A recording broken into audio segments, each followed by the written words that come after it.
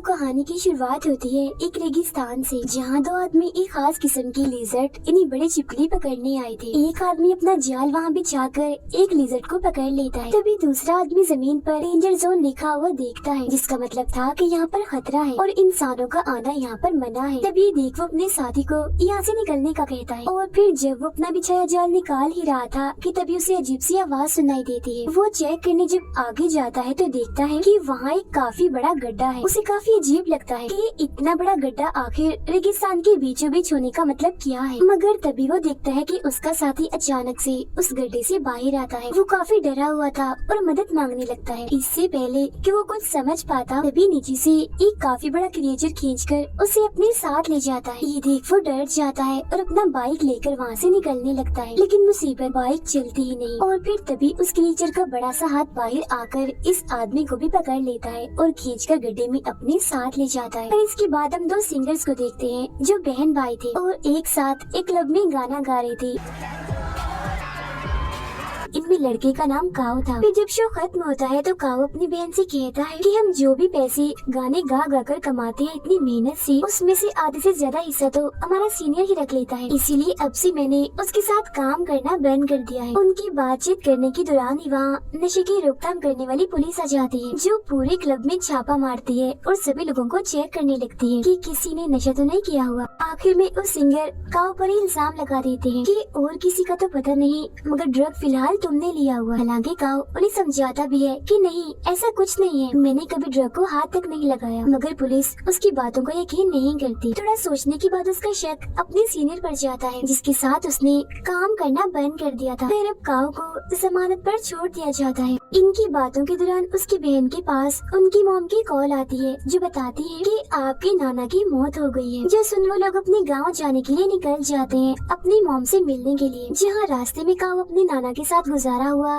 बचपन का वक्त याद करने लगता है, जब उसकी नाना उसे जमीन से खुदाई करके पानी निकालना सिखा रहे थे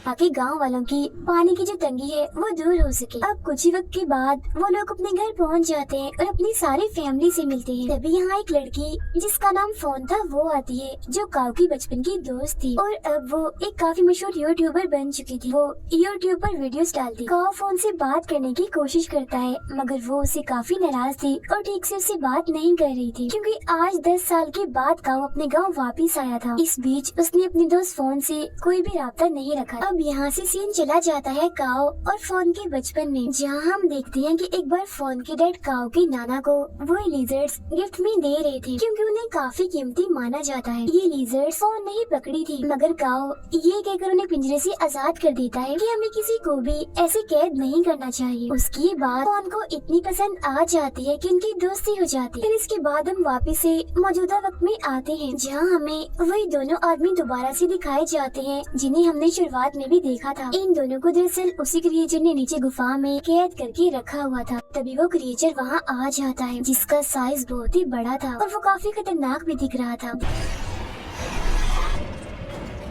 देखते ही देखते वो इन दोनों आदमियों को मार देता है। काओ अपने दोस्त फोन के यूट्यूब वीडियोस देखने लगता है, जहाँ फोन अपने 8 मिलियन फॉलोअर्स होने की खुशी में एक मुकाबला रखती है, जिसमें वो बताती है कि अगर कोई मेरे गांव की जमीन को खोदकर सबसे पहले पानी निकालेगा तो वो इस मुकाबले को जीत जाएगा और उसे बहुत सारा पैसा मिलेगा। ये बात काओ अपनी बहन को भी बताता है, जिस पर वो कहती है अरे वाह, तो फिर हमें भी इस मुकाबले में हिस्सा लेना चाहिए, जिस पर वो भी मान जाता है। जिसके बाद ही दोनों एक लड़के जो काओ का दोस्त होता है उसे भी अपने ग्रुप में शामिल कर लेते हैं। ये लोग वहाँ जाते हैं जहाँ पर फोन ने मुकाबला रखा था, लेकिन वहाँ पर तो पहले ही काफी सारे लोग आए हुए थे जिन्होंने इस मुकाबले में हिस्सा लिया था। सारे ग्रुप्स को एक नक्शा और एक फ्लेयर गन दी जाती है। फ्लेयर गन का इस्तेमाल उन्हें तब करना था जब वो पानी निकालने में कामयाब हो जाए। इसी बीच वहाँ एक काफी अमीर लड़का भी आता है, जिसका अपना काम भी जमीन के नीचे खुदाई करवाने का था। वो फिर फोन के पास जाता है ताकि इस मुकाबले में हिस्सा ले सके, मगर वो तो उल्टे उल्टे बातें करने लगता है उसके साथ। पर तभी काओ इधर आकर उसे रोक देता है, जिसकी फौरन बाद फोन फ्लेयर गन चलाकर इस मुकाबले को शुरू कर देती। ये सभी लोग पानी ढूंढने के लिए अलग अलग जगहों पर जाकर जमीन खोदने लगते हैं। जिस बीच दो आदमियों को शुरुआत वाली उन्हें दो आदमियों की बाइक मिलती है जो उस क्रिएचर का शिकार बन चुके थे। वो दोनों फिर उस बाइक को लेकर आगे बढ़ते, मगर तभी वो क्रिएचर जमीन चीरते हुए इनके साथ साथ बाइक की स्पीड से दौड़ने लगता है और इनके पीछे पड़ जाता है, जिससे ये लोग डर जाते हैं और अपनी जान बचाने के लिए बाइक घुमा देते हैं। मगर वो क्रिएचर काफी चालाक था। वो इनके रास्ते के आगे एक काफी बड़ा गड्ढा बना देता है, जिससे वो दोनों जाकर उसमें गिर जाते हैं। उधर काओ और उसके साथी पानी ढूंढने के लिए आगे बढ़ रहे थे, मगर तभी उन्हें जमीन पर एक जगह कुछ प्लेट्स दिखती हैं, जिन्हें उल्टा करके रखा हुआ था। सभी प्लेट्स पर मंत्र भी लिखे हुए थे। जो देख काओ की बहन उससे पूछती है कि ये प्लेट्स यहाँ पर ऐसे क्यों रखी हुई हैं, जिस पर वो कहता है कि ये असल में एक काफी पुराना प्राचीन तरीका है पानी ढूंढने का। अगर जमीन के अंदर पानी होगा तो वो प्लेट में जमा होकर उसे अपनी जगह से हटा देगा। उनकी बातचीत के दौरान वहाँ एक दूसरा ग्रुप आता है जो पास इन्हें खुदाई कर रहे थे, जिनमें से एक आदमी काओ के ग्रुप से कहता है कि ऐसा माना जाता है कि इस जगह पर एक काफी बड़ा मॉन्स्टर रहता है जो बहुत ही ज्यादा खतरनाक है और उससे बचने के लिए ही इन प्लेट्स को यहाँ पर रखा हुआ है और मंत्र भी इन पर लिखे हुए हैं। उसकी इस बात पर काओ को जरा भी यकीन नहीं होता, जिसके बाद वो लोग आगे बढ़ते हैं। अब यहाँ शाम हो गई थी। गाड़ी में अपने नाना का एक काफी पुराना नक्शा मिलता है, जिसमें उसकी नाना ने एक पहाड़ के पास निशान बनाया हुआ था। काओ जब उस नक्शे को फोन के दिए हुए नक्शे से मिलाता है तो देखता है कि उस नक्शे में ऐसा कोई भी निशान नहीं है। जो देख ये तीनों समझ जाते हैं कि जरूर इस पहाड़ के पास हमें पानी मिल सकता है, इसीलिए अगले ही दिन ये वहाँ जाने का फैसला करते। शाम होने की वजह से बाकी लोग यहाँ से जा रहे थे, मगर इनमें से 3 लोग रात यहीं गुजारने का फैसला करते हैं। जिनमें से एक आदमी जब साइड पर जाता है तो तभी वो क्रिएचर उड़ता हुआ इसके पास आता है और उसका सर ही काट कर जिस्म से अलग कर देता है, जो जाकर उसके साथियों के पास गिरता है, जिसे देख उनके होश उड़ जाते हैं, काफी डर जाते हैं और अपनी जान बचाने के लिए वहाँ से भागने लगते हैं। मगर तभी वो बड़ा सा क्रिएचर इनके सामने आता है। तब यहाँ हमें पता चलता है कि ये क्रिएचर और कोई नहीं बल्कि बिग लिजर्ड है, जिसका साइज इतना बड़ा हो चुका है। वो अब इन दोनों आदमियों को भी मार कर अपना शिकार बना लेता है। फिर अगली सुबह जब फोन को उन तीनों आदमियों के लापता होने की खबर मिलती है तो वो काफी परेशान हो जाती है, इसीलिए वो इस मुकाबले को बैन करने का फैसला करती है। तभी फोन का मैनेजर उस अमीर लड़के को कॉल करके बताता है कि 3 लोग गायब हो गए हैं, इसीलिए फोन इस मुकाबले को बैन करने वाली है। जिस उन अमीर लड़के को काफी गुस्सा आ जाता है, इसीलिए वो कहता है अगर मुकाबला बैन किया तो मुझसे बुरा कोई नहीं होगा, अंजाम तुम जानते ही हो। जिस उन मैनेजर डर जाता है, इसीलिए वो फोन को मनाने जाता है और कहता है कि देखो ये कितनी बुरी बात है, पहले हमने मुकाबला रखा, अब हम इसे बंद कर रहे हैं तो ये अच्छी बात तो नहीं है, इसीलिए हमें इस मुकाबले को बंद नहीं करना चाहिए। और रही बात उन 3 गायब लोगों की, हो सकता है कि वो खुद ही वापस चले गए हों या फिर किसी और ने उन्हें पकड़ लिया हो, तो हमें इन सब बातों को नजरअंदाज करके अपना मुकाबला जारी रखना चाहिए। हालांकि फोन ऐसा करना तो नहीं चाह रही थी, मगर मैनेजर के काफी कहने पर वो अपना मुकाबला जारी रखती। काओ और उसके साथी नक्शे वाली जगह पर आ जाते हैं, जहाँ उन्हें गुफा मिलती, जिसके अंदर जाने पर इन्हें एक ऐसी दीवार मिलती है जो काफी गीली थी, जिसे देख काओ कहता है कि शायद दीवार के पीछे पानी है, इसीलिए हमें दीवार को तोड़ना चाहिए। ये जगह दरअसल उसी क्रिएचर लिजर्ड का घर है, जो तभी यहाँ आ जाती है और काओ के दोस्त को अपने मुंह में उठा लेती है। जो देख दोनों बहन भाई काफी डर जाते हैं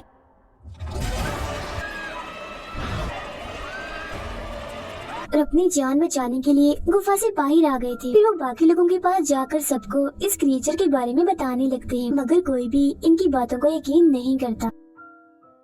अगले ही पल वो क्रिएचर नीचे से जमीन फाड़कर एक आदमी पर हमला कर देता है और उसी आधा नीचे से पकड़ लेता है। फौरन बाद खींचकर वो उसे भी अपने साथ ले जाता है। अब ये देखकर तो सबके होश उड़ गए थे। उन्हें अब काओ की बातों पर यकीन हो गया था, तो वो अपनी अपनी जान बचाने के लिए यहाँ से भागने लगते हैं। काओ की बहन और वो अमीर लड़का कैसे भी करके ट्रक में आकर छुप जाते हैं, मगर मैनेजर अंदर नहीं आ पाता, वो बाहर ही रह जाता है। जहाँ तभी वो क्रिएचर आकर उस पर झपट पड़ता और एक ही झटके में उसे मार देता है। इसके बाद वो क्रिएचर अब काओ और फोन के पीछे बढ़ गया था, जिससे बचने के लिए वो दोनों भागने लगते हैं। तो वो क्रिएचर भी तेजी से भागने लगता है, लेकिन तभी वो दोनों भागते भागते एक गड्ढे में गिर जाते हैं। अब ये देखकर काओ की बहन अपने भाई की जान बचाने के लिए ट्रक का हॉर्न बजा देती है, मगर फिर जैसे क्रिएचर वहाँ आता है तो काओ की बहन और वो अमीर लड़का नीचे होकर छुप जाते हैं, जिससे वो क्रिएचर इनके ट्रक के पास आता तो है, मगर इन्हें वो नहीं देख पाता और चुपचाप वहाँ से चला जाता है। उधर काओ और फॉन को जल्द पता चल जाता है कि हम और कहीं नहीं बल्कि उस क्रिएचर की गुफा में आके गिरे हैं। मगर जब भी थोड़ा आगे जाते हैं तो इन्हें वहाँ उसी क्रिएचर के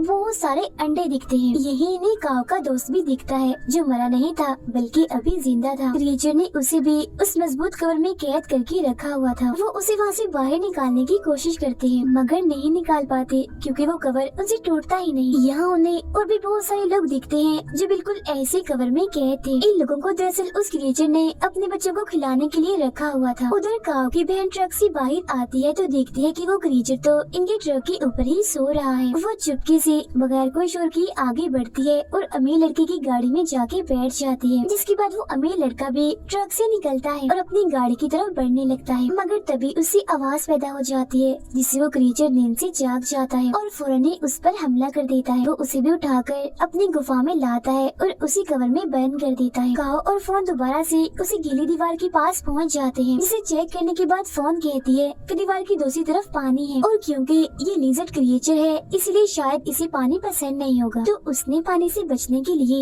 ये दीवार बना। फिर इसके बाद ये दोनों उस गुफा से बाहर आ जाते हैं जहाँ इन्हें कुछ लोग दिखते हैं तो ये उनके पास चले जाते हैं मगर तभी वो क्रिएचर बड़ी स्पीड में आता है और पलक झपकते ही वो बहुत सारे लोगों को अपना शिकार बना लेता है, उन्हें मार देता है। वो फोन को भी देख लेता है और उसे पकड़कर अपने साथ ले जाता है। अब यहाँ काओ फ्लेयर गन चला देता है जो देख उसके पास सिर्फ एक ही ग्रुप आता है जो वही था जिसने काओ को उन प्लेयर्स और क्रिएचर के बारे में बताया था। अब कुछ वक्त के बाद यहाँ काओ की बहन भी आ जाती है। वो लोग एक प्लान बनाते हैं जिसके बाद काफी तेज गाने बजाने लगते हैं। जो आवाज सुन वो क्रिएचर जमीन फाड़कर थोड़ा सा बाहर आता है और सब पर धाड़ने लगता है। वो लोग ये देखकर उसे चारों तरफ से घेर कर उस पर हमला कर देते हैं। जो देख वो क्रिएचर दोबारा से अपनी गुफा में चला जाता है। काओ की बहन कुछ लोगों के साथ उसी गुफा के अंदर जाती है जहाँ वो उन लोगों की मदद से कवर में फंसे हुए सभी लोगों को बाहर निकालती है। लेकिन वो जो अमीर लड़का था वो गुफा में से कहीं गायब हो गया था जिसे ढूंढने के लिए फोन चली जाती है। अब उस अमीर लड़के ने अपने साथ एक बॉम्ब ला रखा था जिसे ये लोग उसी गीली दीवार में लगा देते हैं। जिसके बाद काओ उसका रिमोट लेकर फोन और उस अमीर लड़के को ढूंढने के लिए गुफा के और अंदर चला जाता है। उधर फोन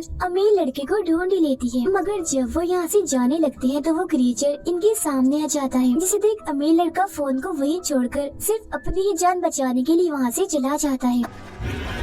अब इससे पहले वो क्रिएचर फोन पर हमला करता काओ भी यहाँ पहुँच चुका था। वो क्रिएचर के ऊपर छलांग लगाकर उसके ऊपर आ जाता और एक कुल्हाड़ी से उस पर हमला कर देता है मगर वो क्रिएचर इतना ताकतवर था कि उसे कुछ भी नहीं होता। जिसके बाद वो क्रिएचर अब फोन को अपनी दुम से पकड़ लेता है और जोर से उसे जकड़ लेता है। वो उसे फिर मारने ही वाला था कि तभी काओ फ्लेयर गन चलाकर उस क्रिएचर के मुंह में डाल देता है जिससे वो क्रिएचर बौखला जाता है और उसका ध्यान भटकते ही ये लोग यहाँ से भाग जाते। कुछ दूर आकर काओ रिमोट का बटन दबाकर बॉम्ब को फोड़ लेता है जिससे वहाँ धमाका होता है और दीवार टूट जाती है। ऐसा होते ही पूरी गुफा में पानी फैलने लगता है। पानी का बहाव इतना तेज था कि क्रिएचर भी उसके साथ बह जाता है और मारा जाता है। पानी अब काफी तेजी से काओ और फोन के पीछे भी आ रहा था मगर वो ठीक वक्त पर गुफा से बाहर निकल आते हैं जहाँ पर तभी काओ की बहन और उसका दोस्त भी आ जाते हैं। फिर तभी जमीन पर अलग अलग जगह से पानी आने लगता है जो देख के लोग काफी खुश हो जाते हैं। इसके बाद हम देखते हैं कि वो अमीर लड़का